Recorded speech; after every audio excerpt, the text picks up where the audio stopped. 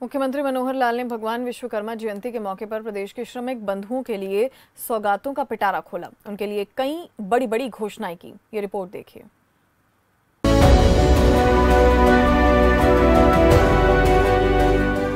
विश्वकर्मा जयंती पर खुला सौगातों का पिटारा। मुख्यमंत्री की श्रमिकों को मनोहर सौगात।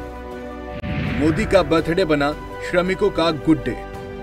श्रमिकों का बढ़ेगा आत्मविश्वास, होगा विकास।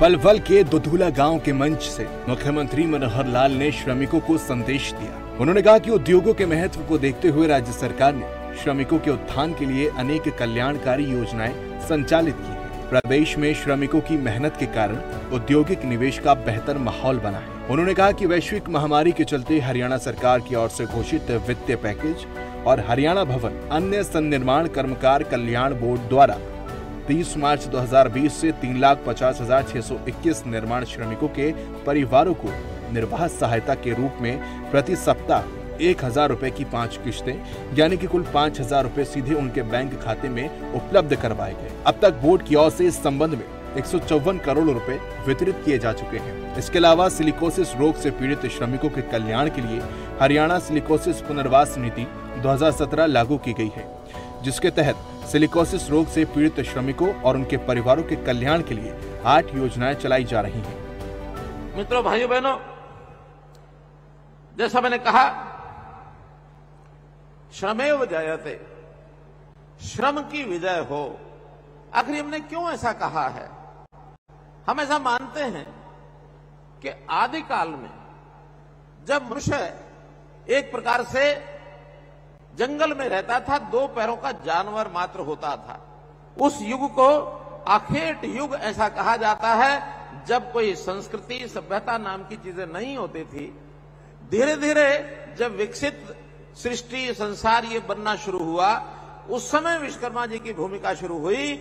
सबसे पहले विश्वकर्मा जी के समय, चाहे वो मिट्टी के कारण से, चाहे वो लकड़ी के कारण से, चाहे वो छोटा मोटा जो उस समय के खनिज पदार्थ मिलते हैं उनके कारण से जो निर्माण का काम शुरू किया, और जो मनुष्य की तकलीफ है, उनकी कठिनाई उस समय के युग में ध्यान में आई, अपने आप को कठिनाई में महसूस करके, और हम सब लोगों के एक प्रकार से अच्छे जीवन को जीने के लिए सुविधाएं उपलब्ध कराने के लिए ये कारीगर नाम से जो सिस्टम शुरू हुआ, ये सारी चीजें हमारी बननी शुरू हुई, और इसके बनने का श्रेय सीधा आपको जाता है।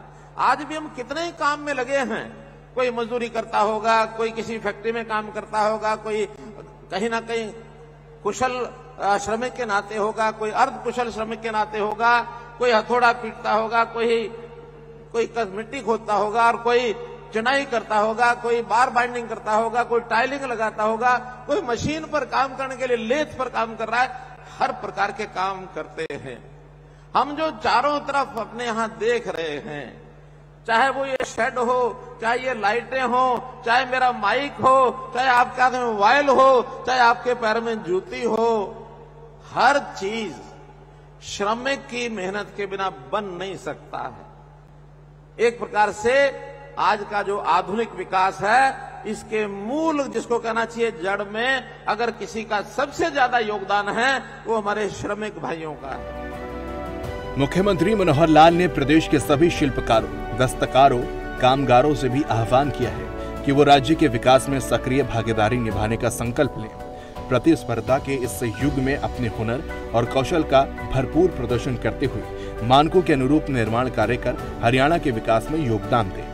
हरियाणा सरकार के अथक प्रयासों से हरियाणा श्रम कल्याण बोर्ड की 25 और हरियाणा भवन एवं अन्य सन्निर्माण कर्मकार कल्याण बोर्ड की 22 विभिन्न कल्याणकारी योजनाओं से लाभान्वित किया जा रहा है। श्रमिकों के परिवार में बच्चे के जन्म से लेकर श्रमिक के जीवन काल या उसके बाद भी उसके परिवार के निर्वहन के लिए वित्तीय सहायता अनेक योजनाओं के तहत दी जाती है, जिनमें से प्रमुख योजनाओं के रूप में मातृत्व और शिक्षा के लिए 51,000 रुपए वित्तीय सहायता दी जाती है, जबकि बच्चों की शादी के अवसर पर कन्यादान के लिए 51,000 रुपए और 21,000 रुपए शगुन के रूप में दिए जा रहे हैं।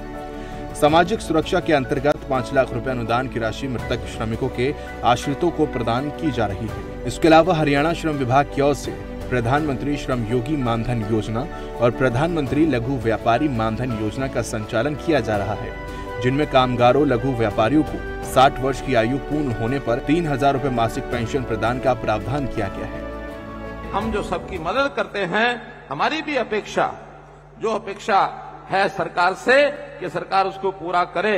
इस प्रकार के काम करने के लिए हमने हरियाणा में बहुत सी ऐसी योजनाएं बनाई हैं और योजनाओं के माध्यम से हमारा जो श्रमिक है, इस श्रमिक को किस प्रकार से आगे बढ़ने के लिए अवसर मिले। उसमें सबसे पहला तो मैं ये कहूंगा कि हुनर सिखाने के लिए जो हमारा कौशल है वो कैसे हुनर के नाते से निखरे, कैसे कुशल बने, तो उसके लिए हरियाणा में एकमात्र ये जो विश्वविद्यालय हमने विश्वकर्मा कौशल विश्वविद्यालय बनाया है, ये श्री विश्वकर्मा कौशल विश्वविद्यालय, इसके माध्यम से हजारों युवक, अभी तो इसका प्रारंभ है, हजारों युवक हर साल कौशल लेकर के आगे बढ़ेंगे। ये एक सबसे पहला इस काम के अंदर हमने आगे किया है। स्वामी विवेकानंद ने अपने जीवन में कहा था, बहुत से जीवन के अंदर चीजों का व्याख्या होती है। उन्होंने श्रम की व्याख्या की थी कि वास्तव में श्रम ही जीवन है। अगर कोई आदमी श्रम करना छोड़ देगा, आलसी हो जाएगा, तो उसके जीवन के अंदर कभी भी खुशहाली नहीं आ सकती है। हम हर प्रकार के श्रम करके आगे बढ़ते हैं और जिसके कारण से न केवल हमारा अपना भला व्यक्तिगत होता है, हम परिवार तो पालते ही हैं, लेकिन परिवार पालने के साथ साथ हम प्रदेश और देश इसको कैसे आगे बढ़ाते हैं, इसके नाते हमारा जो योगदान है। हम जानते हैं कि देश अपना आजाद हुआ था सन 1947 में। देश के प्रधानमंत्री जी ने कल्पना रखी है कि आजादी के जब 100 साल हो जाएंगे 2047 तक, ये भारत देश दुनिया की एक ताकत बनकर के उभरेगा। आज दुनिया में हम 5वें स्थान पर हैं दुनिया में, लेकिन 47 आते आते अर्थात अगला ये जो 25 साल का कार्यकाल जो पिछले साल 2022 में उन्होंने घोषणा की थी कि 25 साल का कार्यकाल ये हमारा अमृत काल रहेगा, और ये अमृत काल प्रारंभ हो चुका है। इस अमृत काल के प्रारंभ होने में हम एक एक कदम आगे बढ़ते बढ़ते 2047 के अंदर यह देश दुनिया की ताकतों में तीसरे स्थान पर पहुंच जाएगा। मेरे मित्रों, भाइयों बहनों, तीसरे स्थान पर दुनिया की एक बड़ी ताकत ये बनने वाला है। हम किस प्रकार से आगे बढ़ रहे हैं, एक एक बात, हमारी आर्थिक स्थिति, हमारी औद्योगिक विकास, हमारा इंफ्रास्ट्रक्चर विकास किस प्रकार से बढ़ रहा है, ये पिछले 8-9 सालों में हमने देखा होगा कि आज दुनिया के जो विकसित देश हैं उस गति के साथ हम आगे बढ़ रहे हैं, और उसमें बहुत बड़ा योगदान हमारे इन श्रमिक भाइयों का है। हरियाणा सरकार की ओर से श्रमिकों और उनके आश्रितों के उत्थान के लिए कई कल्याणकारी योजनाएं चलाई जा रही हैं, ताकि उनके जीवन स्तर को सुधारा जा सके और उन्हें विकास की मुख्य धारा से जोड़ दिया जाए। सत्ता में आने के बाद से ही मनोहर सरकार लगातार प्रदेश के हर वर्ग के लोगों के लिए काम कर रही है और उनके हित में योजनाएं बना रही है, ताकि हरियाणा प्रदेश का बराबर चहुमुखी विकास हो सके। Bureau report, खबरपोस्ट।